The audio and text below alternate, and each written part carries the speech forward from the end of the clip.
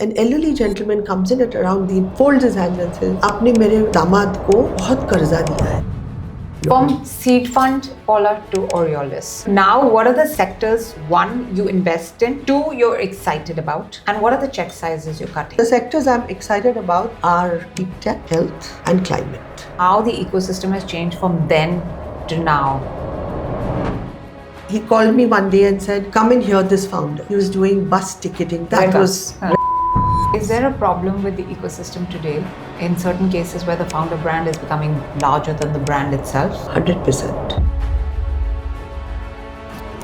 Hello and welcome to another episode of Cheque Please, where we talk to VCs that are writing real checks, no drama, no BS, and building some of India's boldest startups. We get the down and dirty on why they say yes, why they say no, and what founders really need to know when they're pitching to them. Our today's guest is Paula Mariwala, who is the founder of Orios Ventures. I'm so excited to have her here. Paula is the OG who's not been only investing in founders since 2005. She's literally paved the way for a lot of us that moved on as women investors into the ecosystem. So happy to have her. So looking forward to her insights. Paula, thank you so much for agreeing to do Cheque Please. We really appreciate you being here. Given that I have heard of you forever, being a founder, Seed Fund was, one of the legacy brands and one of the only go-to investors that a lot of people knew of. Women investors, so वैसे not many people knew of that day. Yeah, so, very, very excited to have you here and learn from you on just, one, what are you investing in, but also what has been the difference in the ecosystem, what's going on, what are you excited about and everything. All right. Well, Anisha, pleasure is all mine. Definitely, I've been around for a while. It just means that I'm older now. But I can tell you it's been a fun ride. The ecosystem has evolved, it has changed. Yeah. The entrepreneurs today, of course, there were many like you as well. There were a few like you as well.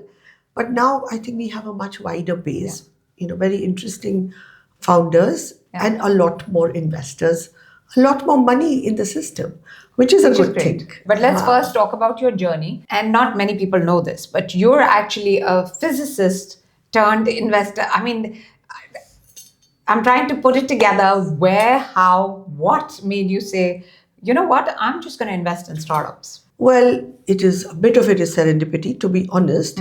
I have never taken a finance course in my life. When I studied at Stanford, it was not in the business school. Yeah. I was in the physics department, the applied physics department.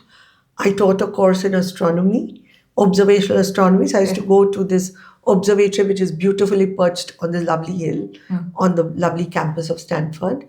And I broke my head over quantum mechanics and all that stuff. But where, Stanford is a very applied place. So our funding for the research I was doing was actually from companies who wanted to develop sensors and so on. So I sort of got into that. Yeah. And I saw how academia is truly applied. And again, many people don't know, but my father was one of the OG tech entrepreneurs of India. Hindutron was started by my father in 1966. Yeah. It had an IPO, first IPO in 1988. Many of the stalwarts, like Mr. Narayan Murthy, actually worked with Hindutron. Wow. So Mr. Praveen Gandhi was my dad's partner. And as it happened, when I moved back to India, I started a business in fiber optics as a division of Hindutron. And it was close to the 2000 dot-com time. Mr. Gandhi was starting a fund, Infinity, at the time. And he said, "You've just come back from Stanford and Bay Area and, it'll be fun, let's do this." By then, we had exited a large part of our business to HP India, at the HP Global at the time. So he was feeling a bit like, let's do something exciting. So I helped him a bit at the time. I was still building out this business. And then everything collapsed. In 2005, he said, we should do this again. So he and I got together and we pulled in a couple more people. And we just called it Seed Fund because we said we need to seed this idea. We need to fund founders. I had worked in a VC-funded company, an optical fiber company in the US. I had a lot of friends, who would doing startups and Yeah. so on, and who had also collapsed during the dot-com thing. And then there were very few of us left here in India. Sasha then started Mumbai Angels just after us. Indian Angel Network again sort of started. It started in 2000, it all gone. So that's how he called me one day and said, come and hear this founder. The founder was, I'll let you guess, he was doing bus ticketing. I said, I'm a physicist. I'm not going to fund somebody who's doing bus ticketing online. Yeah. That redBus. was redBus, and the rest is history. I was so intrigued.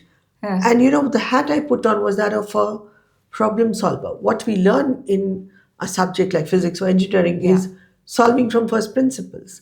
I said, I know nothing about bus travel in India. I have to really put on my first principle problem solving hat. Yeah. And I thought that was fascinating because you can only build so much on the knowledge you already have. Yeah.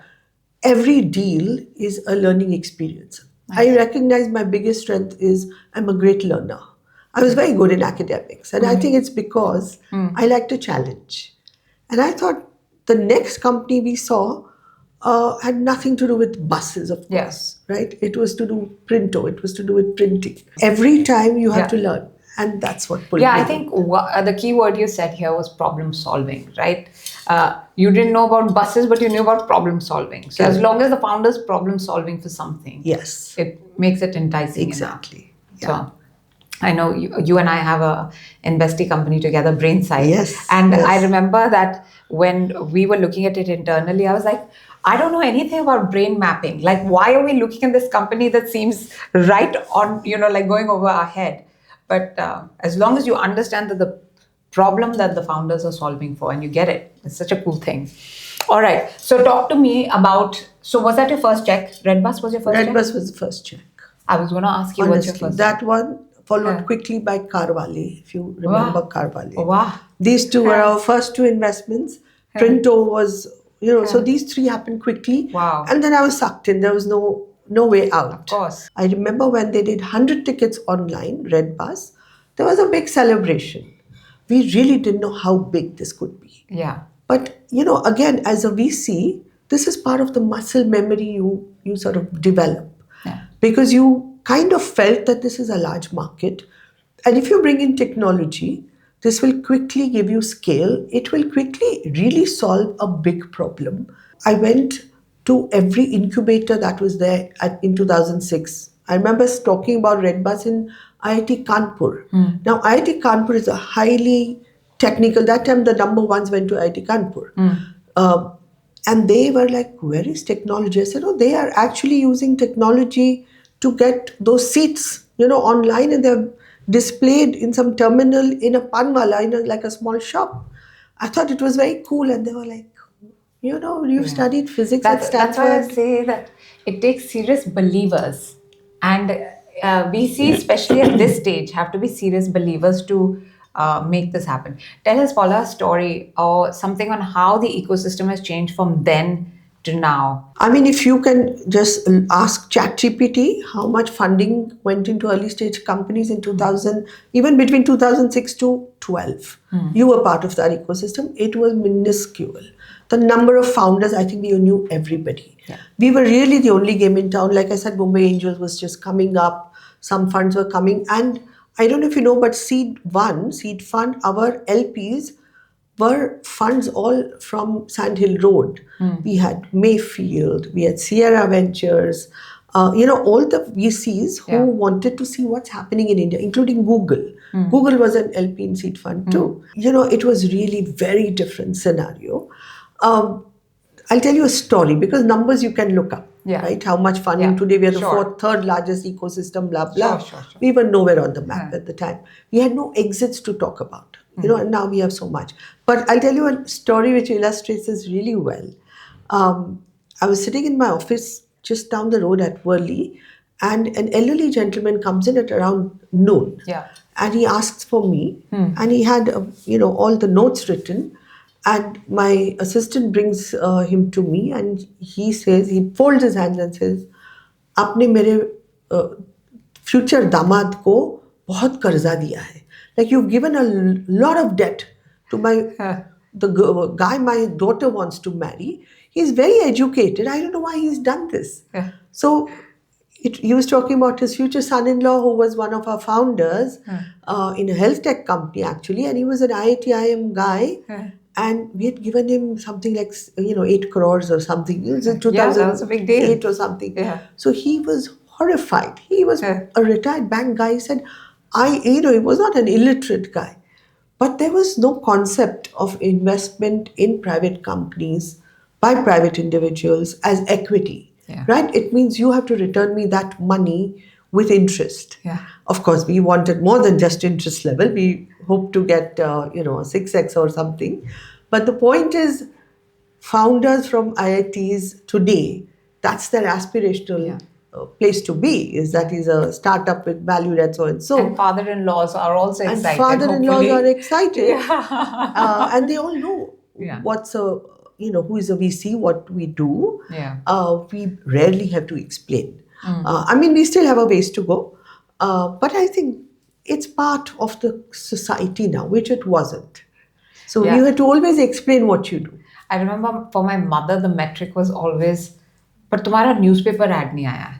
Because those were the times. Every .com had and she's like, till you didn't, that was her success metric, that I was not .com. And the day it came, she's like, oh, okay, that was respect built. And it's sad, we also believe that, you drank your own Kool-Aid on that stuff as well. From seed fund, Paula, to Aureolis. You've obviously seen everything, but now what are the sectors, one, you invest in, two, you're excited about, and what are the check sizes you're cutting?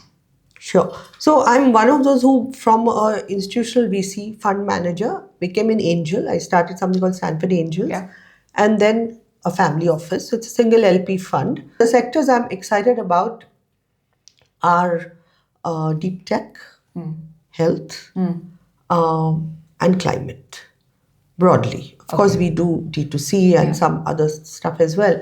But I think what we look at is, our advantages, we bring, I like to say, the agility of an angel, because I've been an angel, with the patience of a family office. But the discipline of an institutional VC, because I've been a fund manager. Nice. So we actually can really categorize our funding into different buckets, much more than just a typical VC. So let's say in climate, we do energy transition, we invest in things which are adding to efficiencies of resources, whether it is water conservation or recycling, whether it's IoT to improve efficiencies. So I'm seeing applying technology or solutions need not be deep tech alone, where we can actually bring about not just disruption, but an impact. And I don't mean social impact in the sense that I have to count how many jobs and so on. I really don't mean it in that way. But it has to appeal to me in that sense. If I talk about deep tech, it requires patience. It requires you to connect like a brain site.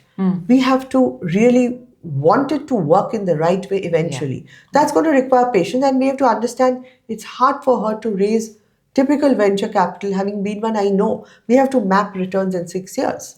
But I think there are milestones that we can put for these kind of people. But these are the sectors today I'm more excited about. Manufacturing, for example. I think there is manufacturing, defense, and so on with deep tech. I think there is a huge potential now. Consumer story is always there. We have some experience in it. I usually go with a co-investor there, or I see if there is somebody who has already got traction. And if where I can see blind spots and help with that, that's where we go. But as a thesis, these are the 3 sectors we really focused on. And what's the check size that you all got? Check sizes, again, I love the early stage, the seed stage. So that is anywhere between 100, 150K. So let's say 50 lakhs to 80 lakhs to about 2 crores. But we do follow-ons. So I have written as much as 10 crores in follow-ons. So the range is really 50 lakhs to 10 crores. But bulk of it, in terms of number of companies, go in the early stage, which is 50 lakhs to 2 crores. We will have about 7-8 companies in the above 5 crores, between 5 crores to 12 crores. What's the one founder trait that you automatically lean into? Or what is that one founder when they come to pitch to you like, I wish they did this? What is that one thing? I want them to always think from first principles. Look at every challenge as a problem which can be solved.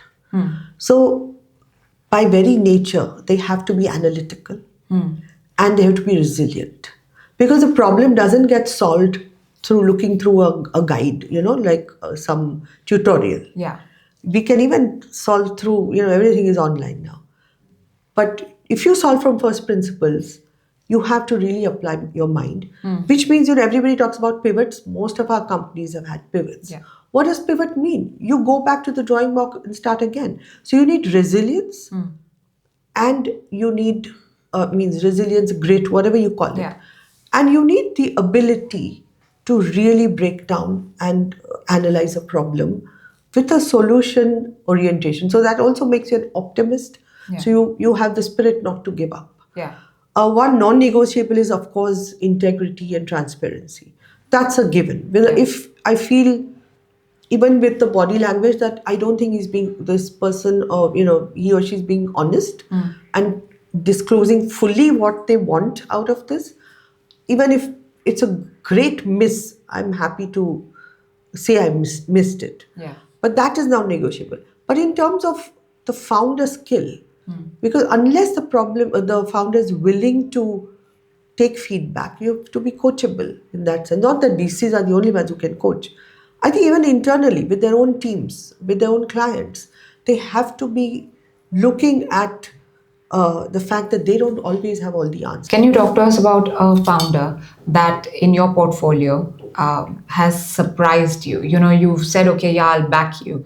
And then they've gone out guns roaring and you're like, wow. I mean, Brainsight has surprised us. Yeah. Of course, they still have a ways to go. Yeah. But honestly, if I talk about redBus again, we had no idea that it will give us our best returns. So that is back in the day. Current times, and even back in the day, if you talk about this Ajayta Shah of Frontier Markets, rural access, it's taken her many years. But today she has, I think, 50,000 women on the ground. She's in 8 states. Phenomenal. Yeah. We did not think that this will become so big.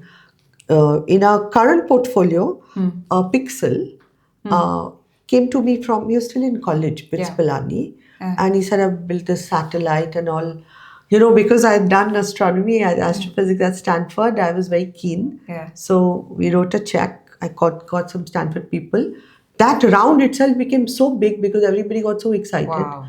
And today he is a big deal. Google is invested in it. Nice. It became very big. Unacademy, we invested without a pitch. It was at a rubbish valuation. I mean, nothing.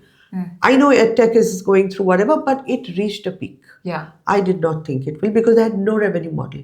He told me I have no business plan, I have no revenue model, but I know what I'm doing. And I know that there is a big a spot that I can capture. So I said, isme kuch hai? Because he was very honest about it.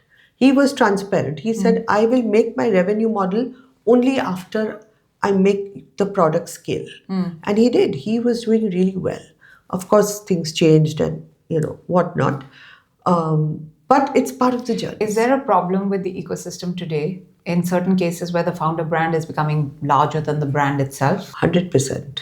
So you look at the company and look at the founder, there's a mismatch. You look at the valuation that they've got in one round versus where the company has actually progressed, there's a mismatch. And we have many examples like that. The founders get enamored by what is written in the press. There is so much that media also hypes up. And that's part of the changing ecosystem.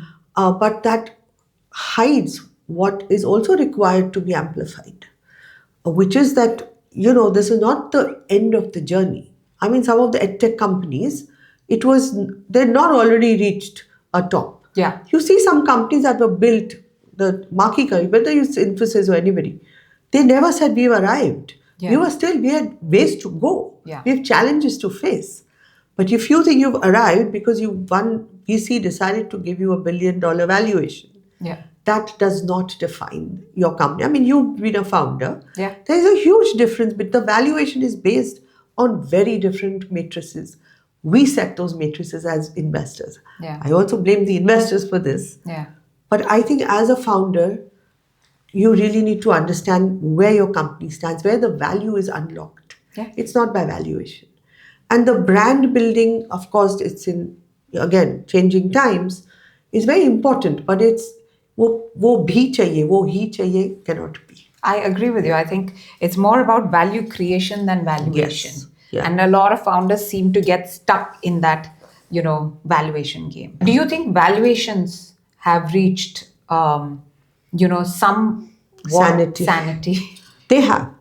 I mean, there was a reason they went, everybody talks about the 1.4 billion people. That's not true, right? Yeah. We have a very striated society. Yeah. So the math that we do cannot be what we call Chinese math. We have to really see who is actually going to pay The buying power. the buying power. That is limited. So we have to understand that there is a limitation and hence not give this kind of valuations based on some market study that your analyst did. We must understand, actually, again, break it down. How will so many people pay to give me this kind of number? Yeah. It's not possible. The numbers that we came up with, 4-5 years ago, they were just unreal. I think the sanity has come. Yeah. We know that growth will take time. They may saturate, some of the matrices may saturate, some will go up again. We have to give IRRs, especially, we have to be very realistic about. These are not very fast cycles.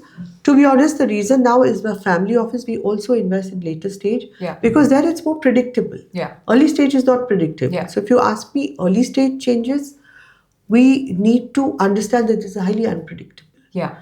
And you can't compare it with a return you will get with a late stage fund. Valuation is a vanity metric. Completely. And don't forget that there's responsibility after that. If we're coming in at a certain valuation, we'll always expect another investor on top of that at a higher valuation, Yeah. So you need to see what kind of beast you want on your back all the time. This is not, you might ask for a 600 million valuation. Are you going to be able to live that up constantly and get to 800 or a 900 million valuation? So you're getting this, which is you're either in or out. I'm going to ask you a couple of questions and you have to tell me whether this is a rapid fire round, you're in or out. You don't think too much and just tell me. Great founders, but diluted to low 30s before pre-series A, in or out. Solo female founders, in or out. Founders with a side hustle. Great D2C product, but in a crowded market. How I can do this? No, you can't. That's just cheating. By and large, no. Founders over 50 building their first startups. Could be. Okay. Founders. Very low numbers. You can't, it's just in or out. Okay.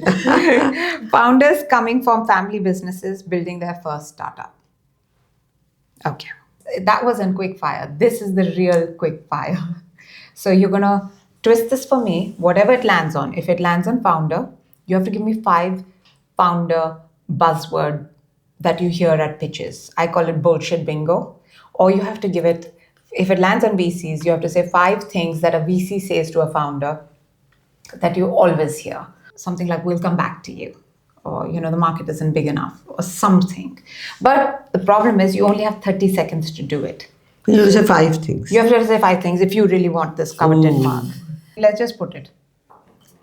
It came on founder, which means your time starts now. Scalable idea, proprietary technology, bottoms up approach. Love it.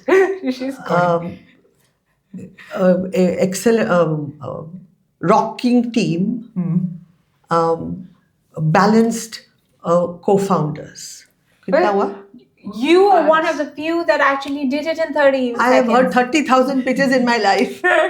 Congratulations. Wow. She's done it in the least amount of time. You have actually earned this cup, all right? I'm going to cherish this. Thank you so much, Paula, for doing this. I really appreciate it. We'll do the last segment. This is really testing my skills or my bullshitter meter, which is you're going to tell me 2 truths and 1 lie about yourself. So first is I'm not looking at deals. I'm trekking the hills, looking at birds. Okay. Second is I bake great chocolate desserts. Okay. And third one is that I go all over the world running the marathon. I know it's not the first one, so it's the second or the third one. It's either or. You're a great baker. True. That's true? That's true. Oh, so the marathon is the lie? Oh, I really have talked about it. I thought I've never talked about it. So the marathon is the lie? I hate running. Really? Yeah, I love trekking. Your energy, it feels like you would be running. And it's so sad that the women on this podcast, I've been like catching them on, no, you're not baking. Maybe because it's something I can't do for nuts. I'm like, no, you can't cook, you can't bake. This has been great. Thank you so much, Paula, for doing this. Really appreciate it. I have to say, this is one of the most fun interviews I've done. I've done many, and this is really memorable. I'm glad loved we're doing it. this instead of Zoom. You know, Yes, she and I have been doing Zoom all through. Yes, So yes, this is yes. nice to be able to do it in person.